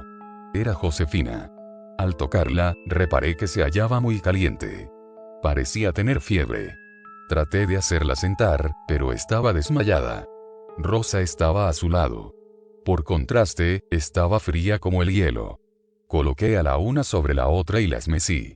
Ese movimiento les hizo recobrar el conocimiento. La gorda había dado con Lidia y la estaba haciendo andar. A los pocos minutos, todos estábamos de pie, a 1 kilómetro aproximadamente al este de la casa. Años antes, don Juan me había hecho vivir una experiencia similar, aunque con la ayuda de una planta psicotrópica. Aparentemente, yo había volado para aterrizar a cierta distancia de su casa. Aquella vez había buscado una explicación racional del suceso. No había lugar para tal cosa, y al no aceptar que había volado, tuve que recurrir a una de las dos salidas posibles. Don Juan me había transportado hasta aquel lugar mientras me hallaba inconsciente, bajo los efectos de los alcaloides del vegetal, o bien, como resultado de la droga, había creído aquello que don Juan me ordenaba creer. Esto es, que volaba. Ahora no me quedaba otro recurso que disponer mi ánimo para aceptar, en sentido literal, que había volado. No obstante, deseaba permitirme algunas dudas. Comencé a considerar la posibilidad de que las 4 muchachas me hubiesen llevado hasta aquella colina. Rompí a reír, incapaz de reprimir un oscuro deleite. Una recaída en mi vieja enfermedad. La razón que había mantenido temporalmente bloqueada, volvía a enseñorearse de mí. La defendía. Tal vez fuese más apropiado decir, a la luz de las cosas extravagantes que había presenciado, o de las cuales había participado desde mi llegada, que mi razón se defendía por sí sola, en independencia del todo más complejo que parecía ser el yo que no conocía. Me encontraba casi en situación de observador atento, ante la lucha de mi razón por dar con fundamentos lógicos adecuados a los hechos. Por otra parte, una porción mucho mayor de mi persona carecía por completo del menor interés por explicarse nada. La gorda hizo poner en fila las 3 jóvenes. Luego me atrajo a su lado. Todas ellas cruzaron los brazos tras la espalda. Hube de imitarlas. Me estiró los brazos hacia atrás todo lo que fue posible, para que me cogiera cada antebrazo con la mano del lado opuesto fuertemente y muy cerca de los codos. Ello produjo una gran presión muscular en las articulaciones de mis hombros. Me obligó a echar el torso hacia adelante, inclinándome. Entonces remedó el peculiar reclamo de un ave. Era una señal. Lidia echó a andar. En la oscuridad, sus movimientos me recordaron los de una patinadora. Caminaba veloz y silenciosamente y en pocos minutos desapareció de mi vista. La gorda repitió la llamada por 2 veces. Rosa y Josefina se marcharon tal como lo había hecho Lidia. Me dijo que no me apartase de ella. Reprodujo el sonido una vez más y ambos nos pusimos en camino. Me sorprendía la suavidad de mi propia marcha. Todo mi equilibrio estaba centrado en mis piernas. El llevar los brazos detrás, en vez de estorbar mis movimientos, me ayudaba a conservar una curiosa estabilidad. Pero lo que más me asombraba era el silencio de mis pasos. Cuando llegamos a la carretera comenzamos a andar normalmente. Nos cruzamos con 2 hombres que iban en dirección opuesta. La gorda los saludó y ellos respondieron. Al llegar a la casa encontramos a las hermanitas junto a la puerta. No se atrevían a entrar. La gorda les hizo saber que, si bien yo no era capaz de controlar a los aliados, podía llamarlos u ordenarles partir y que ya no nos molestarían. Las muchachas le creyeron, cosa que a mí no me era posible hacer en ese caso. Entramos. silenciosas y eficientes, se desnudaron, se echaron agua fría en todo el cuerpo y se pusieron ropa limpia. Hice lo mismo. Me vestí con las prendas que solía dejar en la casa de don Juan, que la gorda me entregó en una caja. Todos estábamos alegres. Le pedí a la gorda que me explicara lo que habíamos hecho. Más tarde hablaremos de eso, dijo en tono firme. Recordé entonces que los paquetes que había llevado para ellas seguían en el coche. Pensé que el momento en que la gorda estuviese preparando algo de comer sería el adecuado para distribuirlos. Fui a buscarlos. Lidia me preguntó si ya los había asignado, según su sugerencia. Le respondí que prefería que ellas mismas escogieran el que les gustase. Se negó. Sostuvo que no le cabía la menor duda de que había algo especial para Pablito y Néstor y un montón de chucherías para ellas, que yo arrojaba sobre la mesa para que se pelearan por ellas. Además, no has traído nada para Benigno, dijo, acercándose a mí y observándome con disimulada seriedad. No puedes herir los sentimientos de los Genaros dándoles 2 regalos para 3. Rieron. Me sentí turbado. Tenía toda la razón en sus afirmaciones. Eres descuidado. Es por eso que nunca me gustaste, prosiguió Lidia, trocando la sonrisa por el ceño. Nunca me saludaste con cariño ni con respeto. Cada vez que nos encontrábamos, te limitabas a fingir que te hacía feliz verme. Hizo una parodia de mi saludo, de una efusividad evidentemente artificial. Un saludo que debía haber empleado con ella incontables veces en el pasado. ¿Por qué nunca me preguntaste qué hacía aquí? Dejé de escribir para considerar el punto. Nunca se me había ocurrido preguntarle nada. Le dije que no tenía justificación. La gorda intercedió, alegando que la razón por la cual jamás había dirigido más de 2 palabras a Lidia ni a Rosa era que estaba acostumbrado a hablar únicamente con mujeres de las que estuviese enamorado, en uno u otro sentido. Agregó que el nahual le había dicho que debían responderme en caso de que yo les preguntara algo directamente, pero que en tanto no lo hiciera no tenían por qué decirme nada. Rosa aseveró que yo no le gustaba porque estaba siempre riendo y tratando de ser divertido. Josefina añadió que, puesto que nunca antes me había visto, yo le desagradaba porque sí, sin ningún motivo especial. Quiero que sepas que no te acepto como nahual, me dijo Lidia. Eres demasiado estúpido. No sabes nada. Yo sé más que tú. ¿Cómo podría respetarte? Afirmó que, por lo que a ella tocaba, le daba igual que yo regresara al lugar del cual había salido o me arrojase a un lado. Rosa y Josefina no dijeron palabra. A juzgar por la expresión seria y concentrada de sus rostros, sin embargo, parecían estar de acuerdo con su hermana. ¿Cómo puede guiarnos este hombre? Preguntó Lidia a la gorda. No es un verdadero nahual. Es un hombre. Nos va a convertir en idiotas semejantes a él. Según hablaba, la expresión vil en el gesto de Rosa y Josefina se me iba haciendo más evidente. Intervino la gorda para explicarles lo que había visto esa tarde acerca de mí. Terminó diciendo que, así como me había recomendado cuidarme de sus redes, similar consejo les daba a ellas. Cuidarse de caer en las mías. Tras la manifestación inicial de animosidad hacia mi persona, realizada por Lidia, auténtica y bien fundamentada, me causó estupor ver con cuánta facilidad se sometía a las observaciones de la gorda. Me sonrió. Es más, fue a sentarse a mi lado. Tú eres como nosotros, ¿no? Preguntó como aturdida. No sabía qué decir. Temía cometer un error garrafal. Era evidente que Lidia acaudillaba a las hermanitas. En el momento en que me sonrió, las otras 2 parecieron adoptar la misma postura hacia mí. La gorda le dijo que no se preocuparan por mi bolígrafo y mi libreta y mis preguntas. Que, a cambio, yo no me pondría nervioso cuando ellas se dedicasen a hacer lo que más les gustaba. Abandonarse a sí mismas. Las 3 fueron a sentarse cerca de mí. La gorda fue hasta la mesa, cogió los paquetes y los llevó al coche. Pedí a Lidia que me disculpara por mis torpezas pasadas, y a todas ellas que me contasen cómo habían llegado a ser aprendices de don Juan. Para que no se sintieran incómodas yo les conté cómo había conocido a don Juan. Sus relatos no difirieron en nada de los de doña Soledad. Lidia comentó que todas habían tenido la posibilidad de marcharse del mundo de don Juan, pero habían elegido quedarse. Por lo que hacía a ella, en particular, siendo la primera de las aprendices, había tenido sobradas ocasiones para irse. Una vez el Nahual y Genaro la hubieron curado, el primero le había señalado la puerta, aclarándole que, de no utilizarla en ese preciso momento, se cerraría para no volver a abrirse nunca. Mi destino quedó sellado en el instante en que se cerró, me dijo Lidia. A ti te sucedió algo semejante. El Nahual no me ocultó que, tras ponerte un parche, te fue dada la oportunidad de marchar, pero tú no lo hiciste. Esa decisión constituía mi recuerdo más vívido. Les conté que don Juan me había engañado, diciéndome que una bruja andaba tras él y me daba a escoger entre irme para no volver y quedarme a ayudarle en la guerra contra su atacante. Resultó que su pretendido agresor no era sino uno de sus cómplices. Al enfrentarle, creyendo hacerlo en nombre de don Juan, le ponía en mi contra. Se convirtió en lo que él llamaba mi digno adversario.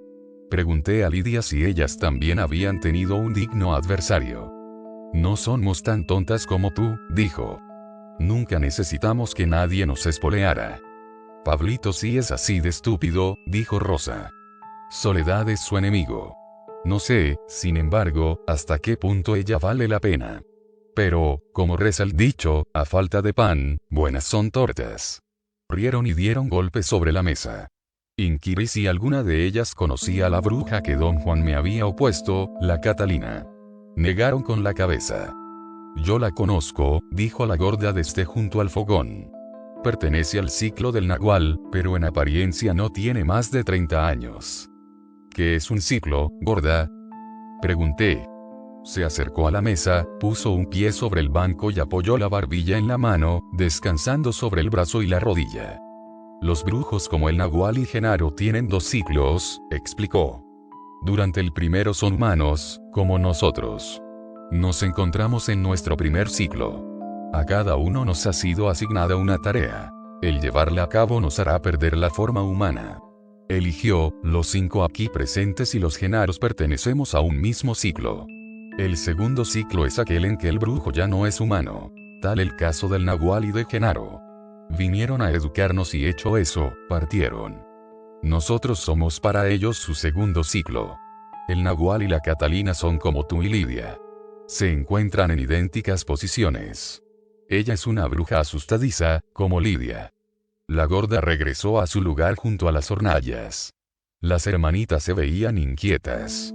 Esa debe ser la mujer que conoce las plantas de poder, dijo Lidia a la gorda. Esta confirmó su suposición. Las interrogué acerca de si el Nahual les había dado alguna vez plantas de poder. No, a nosotras no, replicó Lidia.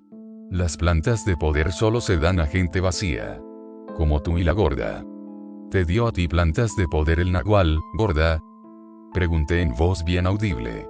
La gorda mostró 2 dedos, alzándolos hasta por sobre su cabeza. El Nahual le ofreció su pipa 2 veces, dijo Lidia. Y en ambos casos perdió la razón. ¿Qué fue lo que sucedió, gorda? Quise saber. Salí de mis cabales, dijo acercándose a la mesa. El Nahual nos dio plantas de poder porque nos estaba poniendo un parche en el cuerpo. El mío no tardó en adherirse. Contigo la cosa fue más difícil. El Nahual decía que estabas más loco que Josefina y eras tan insoportable como Lidia. Tuvo que darte gran cantidad de plantas. La gorda explicó que las plantas de poder solo eran empleadas por los brujos que dominaban enteramente su arte. Eran tan poderosas y su manipulación tan delicada que requerían la más impecable de las atenciones por parte del brujo. Llevaba toda una vida ejercitar la atención en el nivel necesario. Agregó que a la gente completa no le hacía falta las plantas de poder, y que ni las hermanitas ni los Genaros las habían tomado nunca. No obstante, algún día, cuando hubieran perfeccionado su arte como soñadores, se valdrían de ellas para lograr el impulso final y total, un impulso cuya magnitud no nos era posible concebir. ¿También nosotros las tomaremos? Pregunté a la gorda. Todos nosotros, respondió. El Nahual aseguraba que tú entenderías esto con más facilidad que los demás. Consideré la cuestión. A decir verdad, el efecto de las plantas psicotrópicas sobre mí había sido espantoso. Parecían penetrar en un vasto depósito que hubiese en mi interior, para extraer de él todo un mundo. Sus mayores desventajas consistían en su acción devastadora para mi bienestar físico y la imposibilidad de controlar sus consecuencias. El universo en que me sumergían era indomable y caótico. Perdía el dominio, el poder, por decirlo en los términos de Don Juan, de utilizar ese mundo. Pero si alcanzara ese control, las posibilidades que se abrirían ante la mente serían pasmosas. Yo también las tomé, dijo de pronto Josefina.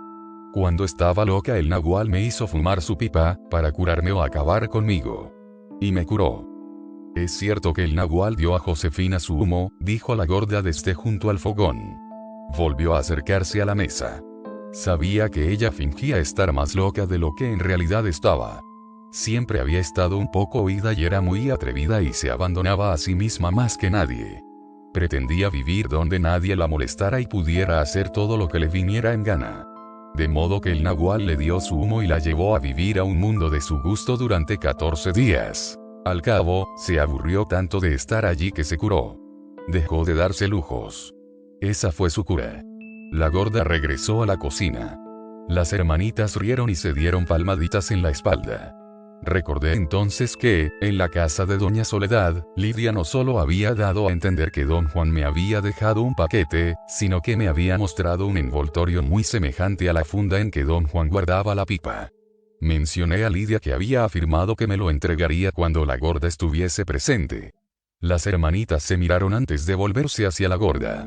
Esta hizo una seña con la cabeza. Josefina se puso en pie y se dirigió a la habitación delantera.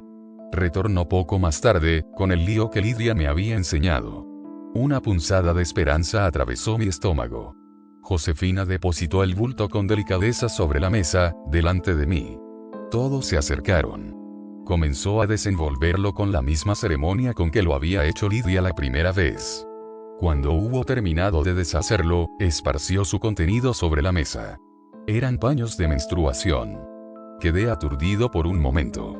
Pero el sonido de la risa de la gorda, mucho más fuerte que el de las demás, era tan agradable que no pude por menos de estallar en carcajadas yo también.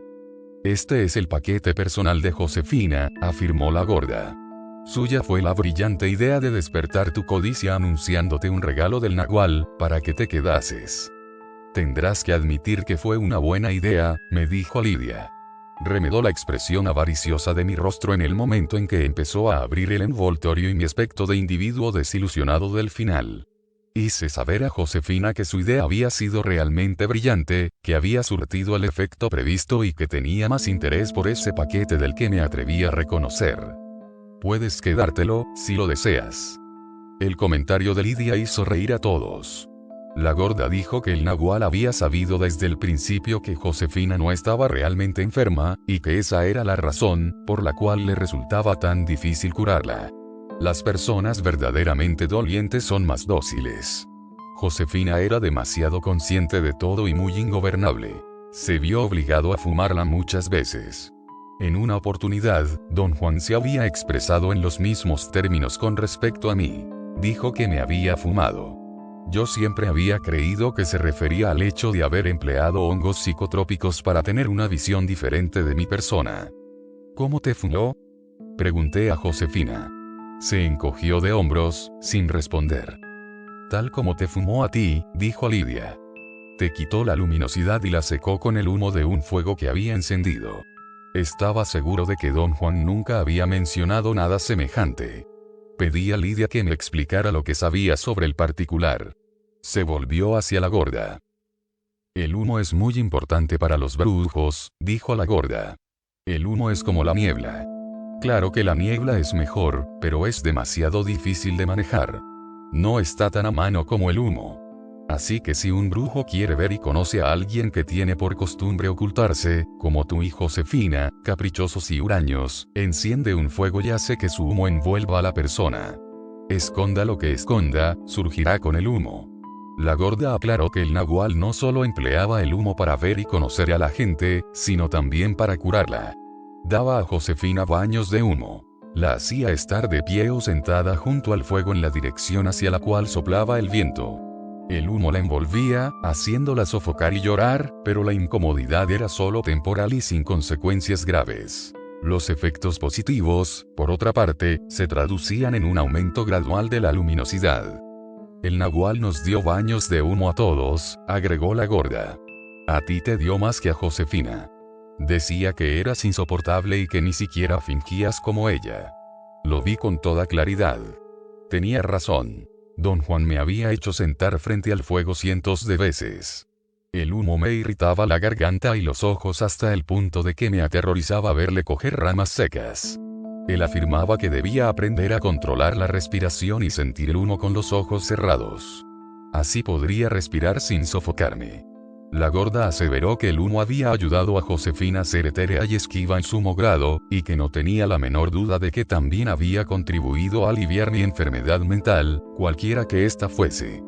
El nahual afirmaba que el humo lo quita todo, prosiguió la gorda. Le hace a uno claro y franco. Le pregunté si sabía cómo había que proceder para que el humo pusiera en evidencia lo que una persona ocultaba. Me respondió que era muy fácil para ella, porque había perdido la forma, pero que ni las hermanitas ni los genaros eran capaces de hacerlo, a pesar de haber presenciado el procedimiento, realizado por el nahual o por Genaro, cientos de veces. Me interesaba conocer la razón por la cual don Juan nunca me había mencionado el tema, a pesar de haberme ahumado como un pescado seco en buen número de ocasiones. Lo hizo, dijo la gorda con su acostumbrada seguridad. Es más, te enseñó a escrutar la niebla. Nos contó que en cierta oportunidad habían ahumado un lugar de las montañas y visto aquello que se escondía tras el paisaje. Estaba embelesado. Recordé una exquisita distorsión visual, una alucinación pasada, que consideraba producto de la acción cruzada de una muy densa niebla y una tormenta eléctrica que habían tenido lugar simultáneamente. Les narré el episodio y agregué que don Juan jamás me había enseñado nada, al menos directamente, acerca de la niebla ni el humo. Se había limitado a encender fuegos o guiarme hacia los bancos de niebla. La gorda no dijo nada. Se puso de pie y volvió a la cocina. Lidia sacudió la cabeza e hizo un chasquido con la lengua. Eres completamente idiota, dijo. El nahual te lo enseñó todo. ¿Cómo crees posible, en caso contrario, haber llegado a ver lo que nos acabas de contar? Un abismo separaba nuestros distintos modos de entender la enseñanza. Les dije que si yo les enseñase algo que supiera, como conducir un coche, lo haría paso a paso, asegurándome de que comprendiesen todas y cada una de las facetas del procedimiento global. La gorda retornó a la mesa. Eso solo se puede hacer cuando el brujo enseña algo relativo al tonal, afirmó. Cuando se trata del nahual, debe dar la instrucción, es decir, mostrar el misterio al guerrero. Y nada más. El guerrero que recibe los misterios debe ganar su derecho al conocimiento como instrumento de poder haciendo aquello que le ha sido descubierto. El nahual te reveló más misterios que a todos nosotros. Pero eres muy perezoso, como Pablito, y prefieres seguir sumido en la confusión. El tonal y el nahual son dos mundos diferentes. En uno se habla, en el otro se actúa. Cuando terminó de hablar sus palabras cobraron sentido para mí. Comprendí lo que quería decir. Regresó a la cocina. Revolvió algo en una olla y se acercó nuevamente. ¿Por qué eres tan imbécil?, me preguntó Lidia directamente. Está vacío, replicó Rosa. Me hicieron poner de pie y exploraron mi cuerpo con los ojos hasta visquear. Me palparon la región umbilical. Pero, ¿por qué sigues estando vacío?, preguntó Lidia. ¿Sabes lo que debes hacer, no?, agregó Rosa. Estuvo loco, les dijo Josefina. Debe estarlo todavía. La gorda vino en mi ayuda, explicándoles que yo aún estaba vacío por la misma razón por la cual ellas no habían perdido la forma. En el fondo, aunque no lo reconociéramos, ninguno de nosotros deseaba el mundo del nahual. Teníamos miedo y estábamos llenos de segundos pensamientos. En síntesis, no éramos mejores que Pablito. No dijeron palabra. Las tres parecían estar muy turbadas. Pobre nahualito, me dijo Lidia en un tono que revelaba auténtico interés. Estás tan asustado como nosotras. Yo finjo ser dura, Josefina finge estar loca, Rosa finge tener mal genio y tú finges ser estúpido. Rieron y, por primera vez desde mi llegada, tuvieron un gesto de camaradería para conmigo. Me abrazaron, descansando la cabeza en mi cuerpo. La gorda se sentó frente a mí y las hermanitas lo hicieron a su alrededor. Tenía a las 4 delante. Ahora podemos hablar acerca de lo sucedido esta noche, dijo. El nahual me dijo que si sobrevivíamos al último contacto con los aliados ya no volveríamos a ser los mismos. Los aliados nos hicieron algo hoy. Nos han rechazado. Me tocó con suavidad la mano con que escribía. Esta fue una noche especial para ti, prosiguió. Todos, incluidos los aliados, nos lanzamos en tu ayuda. El nahual lo hubiese querido. Esta noche viste todo el camino. ¿Lo crees? Pregunté. Ya estás de nuevo, comentó Lidia. Todas rieron. Háblame de mi ver, gorda, insistí. Sabes que soy idiota. No debe haber malentendidos entre nosotros. De acuerdo, dijo. Te comprendo. Esta noche vistes a las hermanitas. Les dije que también había presenciado acciones increíbles realizadas por don Juan y don Genaro. Les había visto con la misma claridad con que acababa de ver a las hermanitas, pero don Juan y don Genaro siempre habían llegado a la conclusión de que no había visto. Me costaba, en consecuencia, precisar en qué sentido eran diferentes los actos de las hermanitas. ¿Quieres decir que no las viste colgadas de las líneas del mundo?, inquirió. No, no las vi. ¿No las viste colarse por la grieta que separa los mundos? Les conté lo que había observado. Me escucharon en silencio. Cuando finalicé, la gorda parecía estar al borde de las lágrimas. ¡Qué lástima!, exclamó. Se puso de pie, rodeó la mesa y me abrazó. Sus ojos eran claros y serenos. Comprendí que no me guardaba rencor. Es parte de nuestro destino el que estés obstruido, dijo. Pero sigues siendo el nahual para nosotras. No te molestaré con feos pensamientos. Al menos, de eso puedes estar seguro. Comprendí que lo decía de verdad. Me hablaba desde un nivel en que yo solo había visto a don Juan. Había insistido en atribuir su talante a la pérdida de la forma humana. Ciertamente, era un guerrero sin forma. Me recorrió una oleada de profundo cariño hacia ella. Estaba a punto de llorar. Fue en ese instante, al percibir que estaba ante un maravilloso guerrero, que me sucedió algo sumamente curioso. Tal vez la mejor forma de describirlo consista en decir que me estallaron los oídos inesperadamente. Salvo por el hecho de que sentí el estallido en medio del cuerpo, exactamente debajo del ombligo, con más intensidad que en los oídos. Una ráfaga caliente recorrió mi cuerpo. Y de pronto recordé algo que jamás había visto. Como si una memoria ajena hubiese tomado posesión de mí.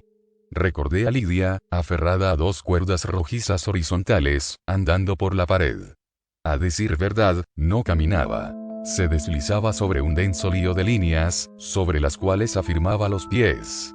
La recordé jadeante y con la boca abierta, debido al esfuerzo que le representaba tirar de las cuerdas rojizas.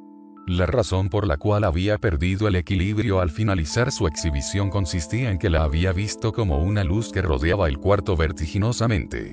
Tironeaba de la zona de alrededor de mi ombligo. También vinieron a mi memoria los actos de Rosa y de Josefina.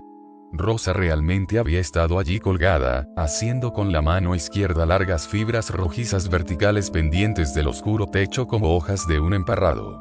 El brazo derecho le servía para mantenerse cogida a otras fibras, también verticales, que parecían ayudarle a conservar la estabilidad. También se sujetaba con los pies. Hacia el final de su demostración semejaba una fosforescencia cerca del techo. El contorno de su cuerpo había desaparecido. Josefina se había escondido detrás de unas líneas que daban la impresión de surgir del suelo. Lo que había hecho con el brazo alzado había sido reunirlas en un haz del ancho necesario para ocultar su cuerpo. Su vestido, inflado, le había sido de gran ayuda. De algún modo había contraído su luminosidad. Su gran bulto era tan solo aparente. Al finalizar su acto, Josefina, al igual que Lidia y Rosa, no pasaba de ser una mancha de luz.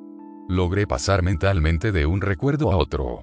Cuando les hablé de todo lo que había acudido a mi memoria, las hermanitas me miraron, desconcertadas.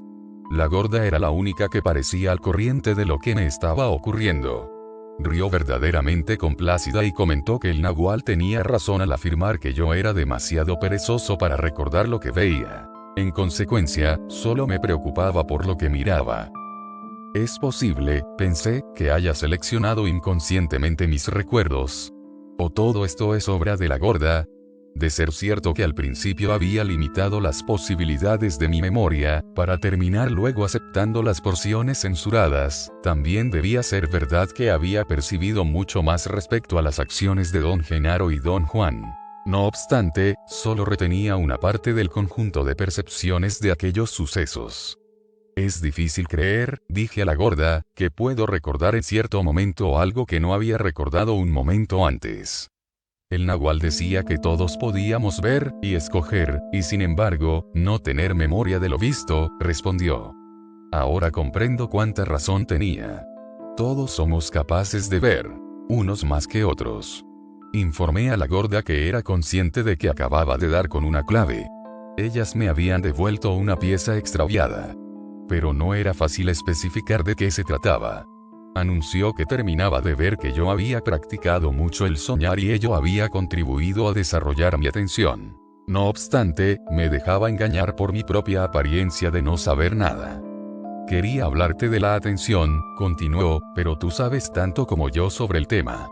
Le aseguré que mis conocimientos eran intrínsecamente diferentes de los suyos, que resultaban infinitamente más espectaculares que los míos. En consecuencia, todo lo que me pudiera decir acerca de sus prácticas sería de valor para mí. El nahual nos encomendó demostrarte que, merced a la atención, podemos retener las imágenes de un sueño tal como retenemos las del mundo, dijo la gorda. El arte del soñador es el arte de la atención. Los pensamientos se precipitaban sobre mí como si hubiera sobrevenido un corrimiento de tierras. Tuve que ponerme en pie y andar un poco por la cocina. Volví a sentarme. Pasamos un rato en silencio. Sabía perfectamente qué había querido decir al afirmar que el arte del soñador era el arte de la atención. Comprendí entonces que don Juan me había dicho y mostrado todo lo posible. Sin embargo, yo no había sido capaz de captar las premisas de su conocimiento con mi cuerpo mientras le tuve cerca. Él sostenía que la razón era el demonio que me tenía encadenado y que debía derrotarlo si quería llegar a captar sus enseñanzas. Todo, por lo tanto, consistía en dar con el medio idóneo para vencer mi razón. Nunca se me había ocurrido forzarle a que me diera una definición de lo que entendía por razón. Siempre había supuesto que con esa palabra aludía a la capacidad de entender, inferir o pensar de un modo racional, ordenado. Al escuchar a la gorda, me di cuenta de que, para él, razón era sinónimo de atención. Don Juan aseveraba que el núcleo de nuestro ser era el acto de percibir, y lo mágico de nuestro ser era la toma de conciencia. Para él la percepción y la conciencia constituían una sola, inseparable, unidad funcional, una unidad con dos esferas. La primera de ellas correspondía a la atención del tonal, es decir, a la capacidad de la gente corriente de percibir y situar su conciencia en el mundo ordinario, el de la vida diaria. Don Juan también llamaba a esa forma de atención primer anillo de poder, y la describía como nuestra terrible pero indiscutible facultad de poner orden en nuestra percepción del mundo. La segunda esfera abarcaba la atención del nahual, esto es, la capacidad de los brujos de situar su conciencia en el mundo no ordinario.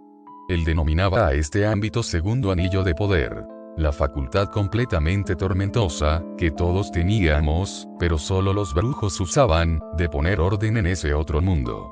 La gorda y las hermanitas, al demostrarme que el arte de los soñadores consistía en retener las imágenes de los sueños mediante la atención, no habían hecho más que desarrollar el aspecto práctico del esquema de don Juan. Ellas habían llevado a la práctica el conjunto teórico de sus enseñanzas. Para poder realizar una exhibición de tal arte, debían valerse de su segundo anillo de poder, o atención del nahual. Y para poder presenciarla, yo debía hacer lo mismo. En realidad, era evidente que yo había repartido mi atención entre ambos dominios. Tal vez todos percibimos constantemente ambas formas, pero decidimos aislar una para el recuerdo y descartar la otra. O tal vez archivamos la segunda, como había hecho yo. En ciertas condiciones de tensión y receptividad, la memoria censurada sale a la superficie y tenemos entonces dos visiones distintas de un mismo acontecimiento. Lo que Don Juan había luchado por derrotar, o, mejor dicho, suprimir en mí, no era mi razón considerada en el sentido de capacidad para el pensamiento racional, sino mi atención del tonal o conciencia del mundo del sentido común. La gorda me había explicado el motivo por el cual él había buscado que así fuera al explicarme que el mundo diario existe porque sabemos cómo retener sus imágenes. Por lo tanto, si uno pierde la atención necesaria para conservarlas, el mundo se derrumba. El nahual nos decía que lo importante era la práctica, dijo la gorda de pronto. Una vez centrada la atención en las imágenes de tu sueño, queda atrapada allí para siempre. Al final puedes llegar a ser como Genaro, que recordaba cuanto había visto en todos sus sueños. Cada una de nosotras posee otros 5 sueños, dijo Lidia. Pero te mostramos solo el primero porque es el que nos dejó el nahual. ¿Pueden soñar cuantas veces lo deseen? Pregunté. No, replicó la gorda. Soñar requiere mucho poder. Ninguna de nosotras tiene tanto. Las hermanitas se ven obligadas a rodar por el piso numerosas veces, como has visto, porque, al hacerlo, la tierra les da energía. Tal vez también recuerdes haberlas visto como seres luminosos que absorben energía de la luz de la tierra. El nahual sostenía que la mejor manera de obtener energía consiste, desde luego, en permitir que la luz solar penetre en los ojos, especialmente el izquierdo. Le comuniqué que nada sabía de ello y me describió un procedimiento que le había enseñado Don Juan. Al oírla recordé que también me lo había enseñado a mí. Se trataba de mover la cabeza lentamente de un lado a otro, en tanto captaba la luz solar con el ojo izquierdo, entornado. Él afirmaba que no solo era posible utilizar el sol, sino también cualquier otro tipo de luz susceptible de ser reflejada por los ojos. La gorda dijo que el nahual les había recomendado atarse los chalés bajo la cintura para protegerse las caderas al rodar. Le comenté que Don Juan nunca me había hablado de rodar. Me explicó que solo las mujeres podían hacerlo porque tenían útero. La energía entraba directamente en él y al rodar la distribuían por el resto del cuerpo. Un hombre, para captar energía, debía echarse de espalda, flexionando las rodillas hasta lograr que las plantas de los pies estuviesen en contacto en toda su superficie. Los brazos debían abrirse hacia los lados, con los antebrazos en posición vertical y los dedos en forma de garra hacia arriba. Pasamos años soñando esos sueños, dijo Lidia. Son lo mejor que tenemos porque en ellos nuestra atención está completa. En los demás sueños sigue siendo inestable. La gorda afirmó que el retener las imágenes de los sueños era un arte tolteca. Tras años de agotadora práctica, todas ellas habían logrado realizar una acción en cada sueño. Lidia podía andar sobre lo que fuese, Rosa colgarse de todo, Josefina ocultarse tras cualquier cosa, y ella misma volar. Había llegado a poner toda su atención en una sola actividad. Pero aún eran principiantes, aprendices de ese arte. Agregó que Genaro era el maestro del soñar. Era capaz de volver las cosas a su favor a voluntad y atender a todas las actividades de la vida diaria. Para él las 2 esferas de la atención tenían el mismo valor. Me vi obligado a plantearle el tema de costumbre. Necesitaba conocer los procedimientos, el modo en que se las arreglaban para retener las imágenes de sus sueños. Los conoces tan bien como yo, dijo la gorda. Lo único que puedo decirte es que tras repasar un mismo sueño una y otra vez, comenzamos a percibir las líneas del mundo. Ellas nos ayudaron a realizar lo que nos viste hacer. Don Juan había dicho que nuestro primer anillo de poder penetra en nuestras vidas en épocas muy tempranas y vivimos bajo la impresión de que ese es todo nuestro mundo. El segundo anillo de poder, la atención del nahual, permanece oculto para la inmensa mayoría de nosotros, y se nos revela justo en el momento de la muerte. No obstante, existe un camino para llegar hasta él, al alcance de todos, pero cuyo recorrido solamente emprenden los brujos. El soñar. Soñar consiste, en esencia, en transformar los sueños corrientes en cuestiones volitivas.